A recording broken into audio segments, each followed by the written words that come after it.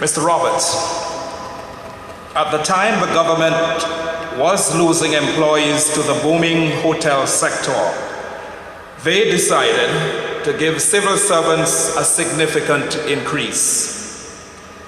Many cite this as one of the major reasons we were not able to weather the recession properly. Should the government have given a smaller increase or none at all? Very interesting question. But you see, what we need to understand here is that the increase that was given to the civil servants of Angola was just really a cover. The increase was really to benefit the ministers of government in their time of retirement. The civil servants were used as a scapegoat in this whole exercise. The civil servants were the ones who at the end of the day suffered the greatest loss when this had to be cut back. How can you give an increase, such a sizable increase, at a time when flags, which was actually the mainstay of our economy, flags closed in July? Where was it that we were getting our monies from? Where was the other sources of revenue coming from? There were absolutely no other sources of revenue. But our ministers of government recognized the fact that they were on their way out, and therefore to seek political mileage, to seek the vote, and to ensure that they were cushioned, they made that increase. And at the end of the day, the people of Angola, the civil servants, suffered. I believe that any sensible administration would have considered the situation that we were going through in terms of the economic situation and think long and hard before making that increase. The civil servants did not protest. The civil servants did not request an increase. And I think that any government, prudent management, would have gone to the civil servants and say, gentlemen and ladies, our financial situation to date shows this. While it is true that we would have loved to give you an increase, we have to wait to see how the economy will rebound before doing such. Can you bear with us? And if there's need for us to make some retroactive contribution to you, so would it have been. I believe that the best approach that the government should have taken, really, instead of giving an increase at that time, was to at least give some small bonus, 20%, 25% in December. Civil servants would have at least appreciated that, but not appreciate getting 25 and 15% and then having it being slashed in, by the wink. Thank you, Mr. Roberts.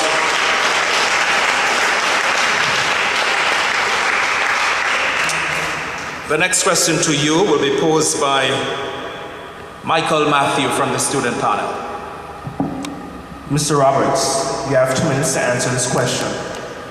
Mr. Roberts, what can be done by the next government to properly recognize the father of our nation, Mr. Ronald Webster? Thank you very much, Michael. You don't mind me calling you Michael, it's fine. All right. I think that the Angola Progressive Party, as I said earlier, Mr. Webster will be taken care of in a big way. First of all, the observance of his day will be a national holiday. At present, if you travel throughout the region, you'll recognize that various heroes of the various islands, that there are statues that are placed at prominent locations, identifying these men and women who would have contributed to the nation's development. Mr. Webster, we will indeed find some spot in which we can put such a monument in Mr. Webster's observance. And the important thing is, Mr. Webster will unveil that himself, because we are talking about 16 February 2010, when the Angola Progressive Party will be in power. Mr. Webster's birthday is in March, so we're talking about a fast-track approach to observing Mr. Webster and his day.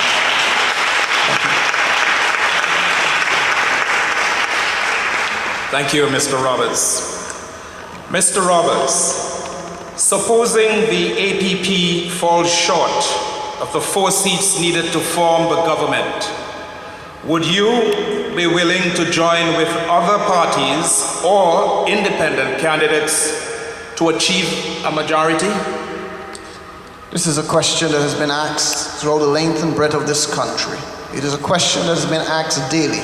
And the simple answer to that is the Anguilla Progressive Party is running a team of 5 capable candidates who we know will succeed in the upcoming general election.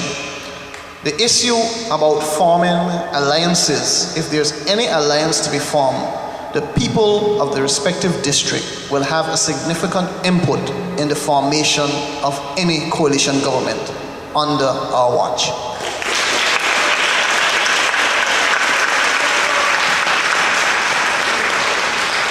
I would just like to follow up. Would you join with any of the others to serve Anguilla? Or are there persons or parties you simply would not work with? Anguilla is bigger than each and every one of us. However, the decision to work with any party or independent candidate will be a decision made not by Jerome Cleophas Roberts single-handedly. It will be a decision made by the people of Anguilla, and more so the people of my district.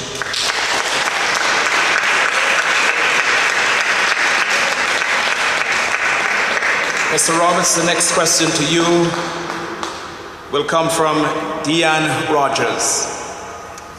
Mr. Roberts, you have 1 minute and 30 seconds to answer this question. In school, we are graded all the time on our academic and practical performances. On a scale of A to F, where A is outstanding and F is a failure, where would you rate current District 2 Representative and Chief Minister, the Honorable Mr. Osborne Fleming? Mr. Osborne Fleming have served this country for the past 20 years, and I think that there has been a lot of good that he has done for the nation, as well as there have been a lot of bad that he has done to this nation and continues to do today. Needless to say, I will still give Mr. Fleming probably a C.